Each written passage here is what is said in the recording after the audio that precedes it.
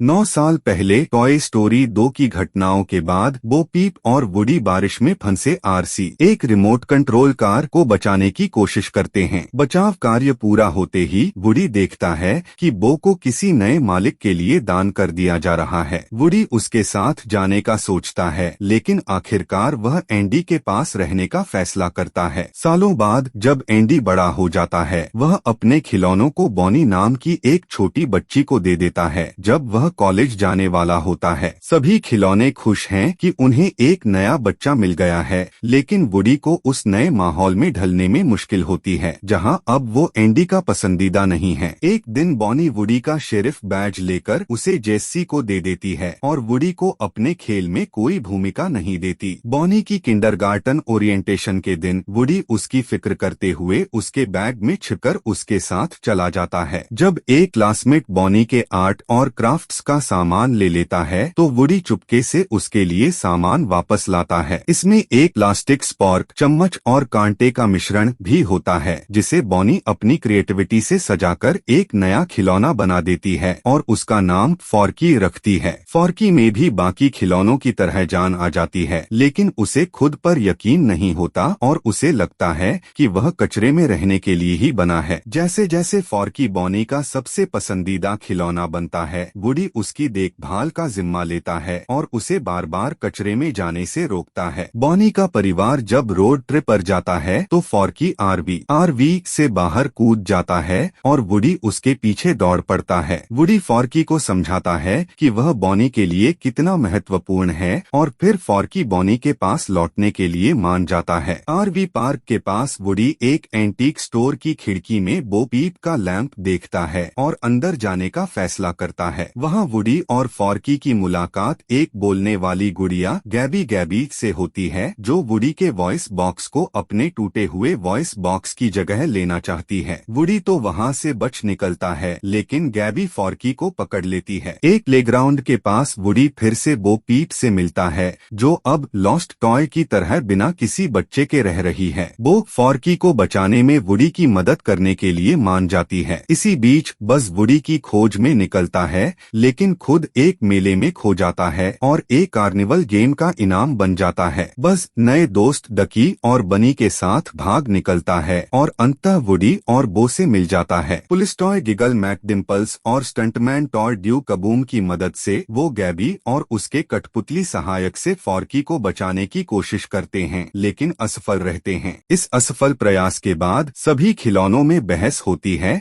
कि वापस जाएं या नहीं। वुडी कहता है कि फॉर्की को बचाना उसका अंतिम मकसद है और यह कि वफादारी एक ऐसी चीज है जिसे एक लॉस्ट टॉय नहीं समझ सकता। अकेला वुडी एक बार फिर गैबी से मिलता है, जो एक बच्चे के प्यार के लिए तरसती है। वुडी उसकी तकलीफ समझता है और फॉर्की के बदले में उसे अपनी वॉइस बॉक्स दे देता है। गैबी को जब उसकी आदर्श बच्ची हारमनी द्वारा रिजेक्ट कर दिया जाता है, वुडी उसे दिलासा देता है और उसे बॉनी के खिलौनों के समूह में शामिल होने के लिए आमंत्रित करता है। वो लौटकर वुडी के साथ मिलती है और दोनों एक दूसरे से सुलह कर लेते हैं। इस बीच फॉर्की बज़ और बॉनी के बाकी खिलौनों को बुलाता है। वो सब मिलकर आरवी की कंट्रोल्स के साथ छेड़छाड़ करते हैं, जिससे बॉनी का पिता मेले में वापस लौट आता है। इसी दौरान गैबी एक मेले में एक खोई हुई बच्ची को देखकर उसका खिलौना बनने का फैसला करती है और उसे उसके माता पिता से फिर से मिलवाने में मदद करती है। इस प्यारी घटना के बाद वुडी और बो एक दूसरे से विदा लेते हैं, लेकिन वुडी का मन फिर से बो को छोड़ने का नहीं करता। बस उसे बताता है कि बॉनी बिना उसके भी ठीक रहेगी। तब वुडी फैसला करता है कि वो बो के साथ रहेगा और बॉनी के पास नहीं लौटेगा। वुडी अपना शेरिफ बैज जेस्सी को दे देता है और अपने दोस्तों से दिल से विदाई लेता है। अब वुडी और बो डकी, बनी, गिगल और ड्यूक के साथ मिलकर उन लॉस्ट टॉयस के लिए नए मालिक ढूंढने में मदद करते हैं, जिन्हें अब तक कोई नहीं मिला। बॉनी के फर्स्ट ग्रेड के पहले दिन वह एक प्लास्टिक नाइफ से एक और नया खिलौना बना देती है, जो फॉर्की की तरह अस्तित्व के संकट में पड़ जाता है और फॉर्की को उस पर दिल आ जाता है।